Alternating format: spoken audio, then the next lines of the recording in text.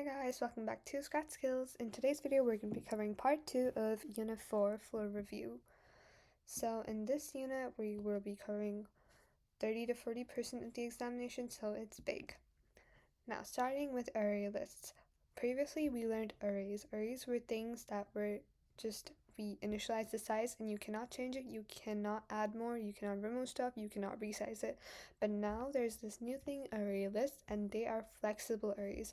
You can add items, remove items, grow and shrink automatically, and it's just so much more flexible with what you can do. To initialize, declare an array, you use ArrayList. Inside the crocodile mounts, you would do the type. So we always use wrapper classes, so it can be string, double, integer, and then the name of the array list, and then equals to new array list, again crocodile mounts, and then this time we have parentheses at the end. Same with the integer and the same with the double. At the top of your code, make sure you always have import java.util ArrayList. Anytime before you start something, just do java.util.import shift8, which is the star symbol, and that's just going to import everything, whether it's scanner, ArrayList, and things like that.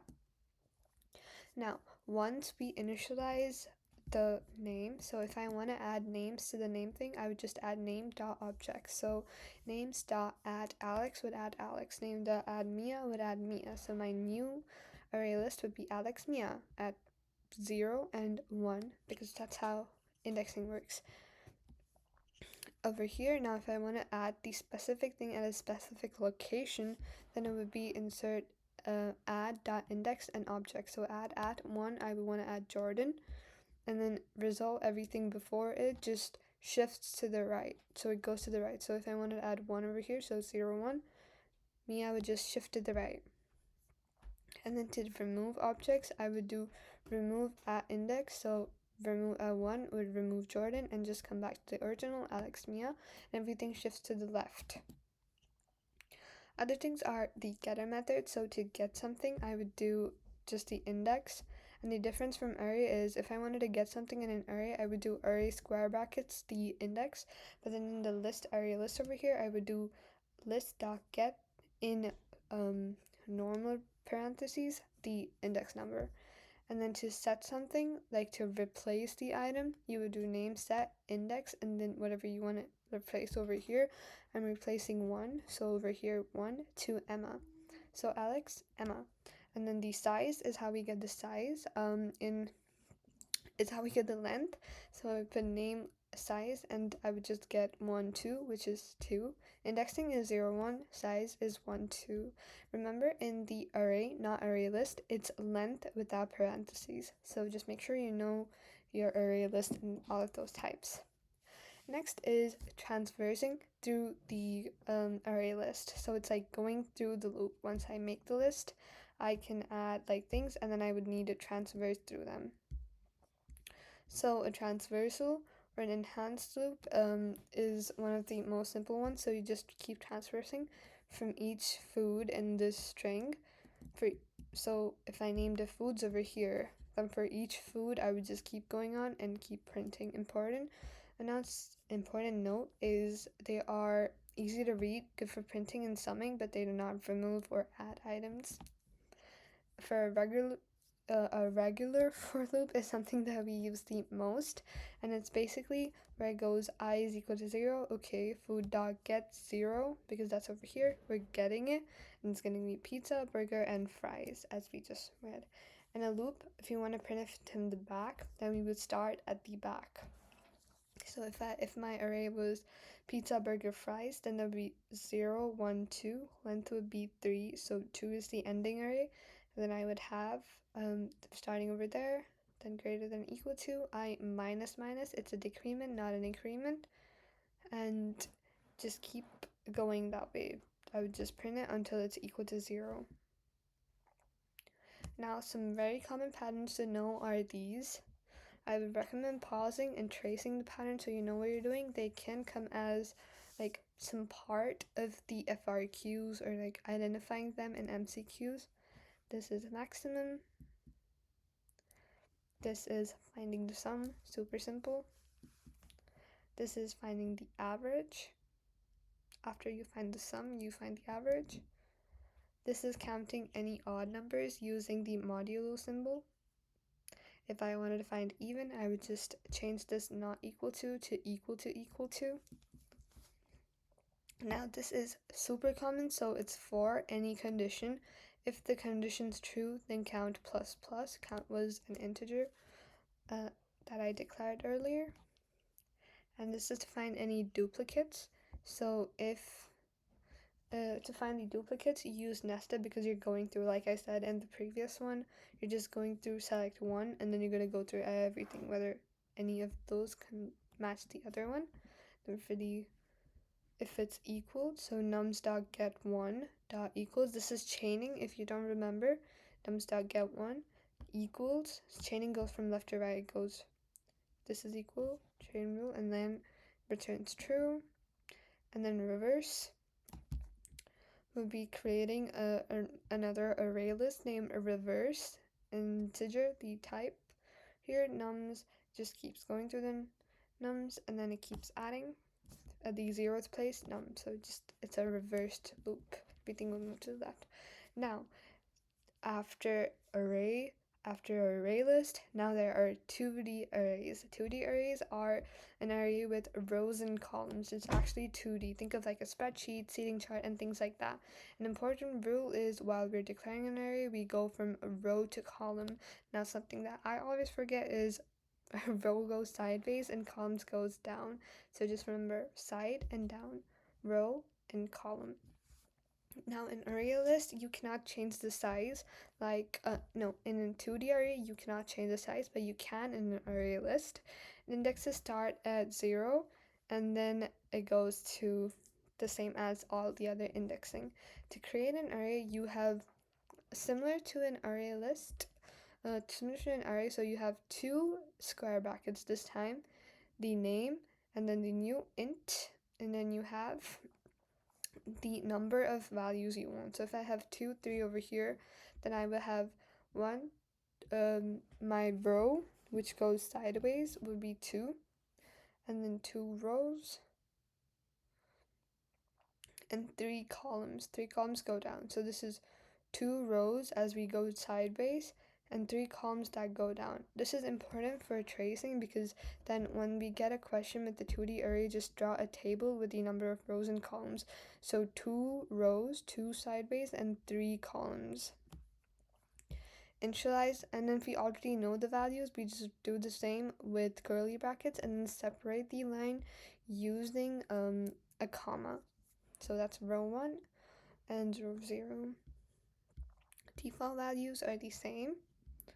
So when you're just creating one, all of them would be 0. If it was a double, all of them would be 0.0, null, and false. To set a value, we would do the same, like set values over here. Array row column value, example, over here. So 0, 1 would be the row 0. So this row, because this is row 1, 0, and this is row 1. And then the value 0. So 0, 1, 7. Getting values would be the same, and the length for the number of rows is length, and for the number of columns is 0 length. And there's an example. Going more deeper into this, to transverse through 2D arrays, like 2D array is like a grid, we need 2 loops all the time. All the time we need true loops, because first we're going to go through everything like a 2D array, so nested pattern. This is the overall general pattern. Make sure you know this. For int row, this is a row major. I have a few more coding examples coming up. Just print row column. Make sure you pause the video, like try to trace it if you can understand the pattern. Another way we can go through it is using an enhanced loop. Make sure you know that the a.length is number of rows, a 0.length is the number of columns. So if I run something, it's just going to keep printing. And if I want to know how many times something ran, because that could be an MCQ question, so I would just multiply the number of rows times the number of columns. So if it was 2 by 3, it would run 6 times. Now for all of the following code examples, I will be using this array to show you how the code works. So row major, this is just what we were talking about. So it goes, so A00 is 1, A01 is 1, A02 is 3. Now that we read 3, it's going to go back to the first loop. It's going to change into 1, and then it's going to give 4, 5, and 6. If you didn't understand, pause the video and just get a good look, you will understand. Just keep printing 1, 2, 3, 4, 5, 6 in a new line. And now column major would have the column at first and the row second. So first over here when we check, we have 1, 4, then it goes 2, 5, and then it goes 3, 6, and that is what's going to be printed. Then we have the row sum, which for the first row we have 1 of 4 plus 5 plus 6. If we're taking the sum of row 1, so 4 plus 5 plus 6 is 15, output would be 15. And then for the column sum, say I'm taking the column 2, which is this 0, 1, 2, that would be 9. Subsection is getting a section from the big array to the array. That would be this code over here, then print. So 0, 1 would be 2, 3, and then 5, 6. So these two. Same thing. And then next, since we know the basic patterns, let's go more into sorting. Sorting is putting the data in order. You really only need to know 3 types of sorting for CSA, even though there are so many more. There is selection sort, insertion sort, and basic merge sort. So when we're sorting, we're always sorting from smallest to biggest. Selection sort works like find the smallest number and put it where it belongs. You don't need to memorize the code because you usually get the code in the MCQ questions, and FRQ questions are really rare for like finding a sort. And even if you do get one, it's really simple to write the code. You just transfer to the array and just keep checking if it's equal to that. So we're gonna use this array. This is not a 2D array, this is just a normal array to sort it. So first we find the smallest number for selection sort, then we put it to the front, and then we ignore the first one, then we find the smallest number, put it to the front. Third pass, we find the smallest number, put it to the front. Fourth pass, we find the smallest number and we put it to the front. So the selection sort is finding the smallest number and putting it to the front. Next we have insertion sort, which it says take one item at a time and slide it into the correct spot. So when you see like any code like this, you should think initially, oh, that's insertion sort. So for the first pass, if I'm using this string over here, the current value is, we're going to skip the first one and check the second one. If a right and left, already correct, no movement. Second pass, it's going to check left and right, right and left. Since it's bigger, it's just going to swap that, which is going to give us -20, and then it checks with 3, and then it also goes to the front. Then for the third pass, it checks with current value 14, checks with 86, and puts 14 in the front, which is already done, and then it checks 40 and 86, and just switches. So insertion sort is where we swap values. You just need to know the type, because you might get MCQ questions saying, what is the insertion sort gonna look like after 2 passes? So I would say after the second pass, it looks like this. After the third pass, if I get a question, I would say it look like this. So you need to know how it works. You compare it with the left and right, and then you switch, and then you check if again, left and right, switch. Next are searching algorithms. Now this is to find something. We've already talked about linear, which is a sequential search, and that is where you go through the loop using a for loop and check using the if condition. So over here I have this loop and my target is 9, so I would check step 1 would be 0, 3, wrong, 1 is -2, no, 2 is 9. So yes, the answer is 9. It's going to return the index 9. Another searching algorithm is the binary search, and this only works on sorted data. So over here I have sorted data, and this is how the code looks like. You do not need to memorize this. You would probably get a question using binary search. I'm just gonna say binary search over there. Put in the question as the method name. So first you check the left value, which is 0, and then the right would be 4. First step, 0 to 4. The middle index would be 2, so 15. Check the 15th value. If it's lesser than or greater than the target, since it's greater than, we would go to the right, because everything in the right would be greater than, while everything in the left would be lesser than. So we just cross off these two and have the string. Now the starting value is 3, and then the right value is 4. The middle index is 3, because everything, always if you have an even number, the thing to the left side is going to be the middle index. And since it's 81 and the target is 81, we found it. Feel free to check it. So in binary search, we cut it into half and go.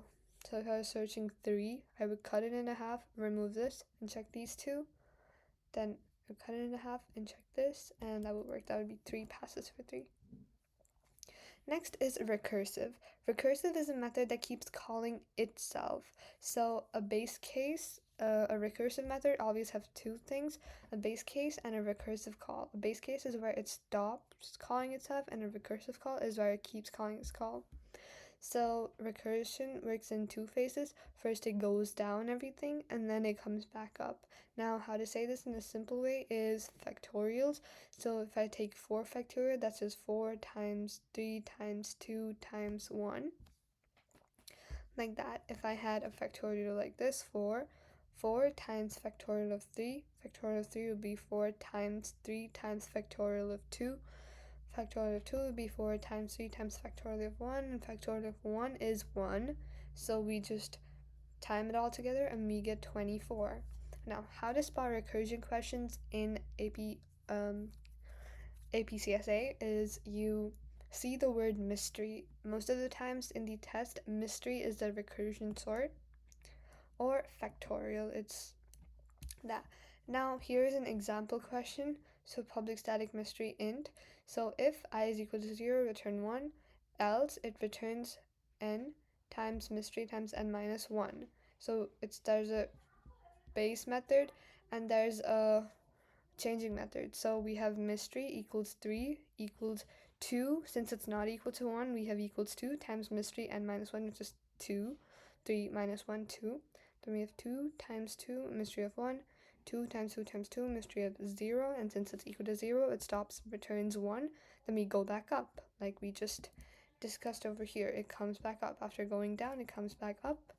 We have 2 times 2 times 1, which will be 8.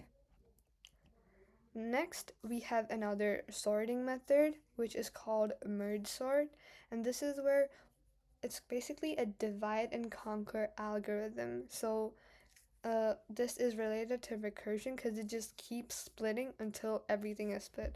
So say we had this array, it would just keep splitting, and then it would compare to each other, and then it would just sort it like that. So first it would sort 2 and 5, 20 and 22, 15 and 17, 8 and 10, and then it would sort these 4 together, and then it would sort the whole thing. So binary search finds one value, merge sort merges everything. Binary search is over here where we were just talking about it, so it checks the middle, then it just cuts out everything at the end. This is the binary search code. You don't need to know this code, but you need to understand the pattern. So all of the patterns that I mentioned in today's video, make sure you know them. Well, that is it for Unit 4 of AP CSA. I've completed all 4 units, and please rewatch them or understand anything that you need to. I hope these videos help. Thank you so much. Bye!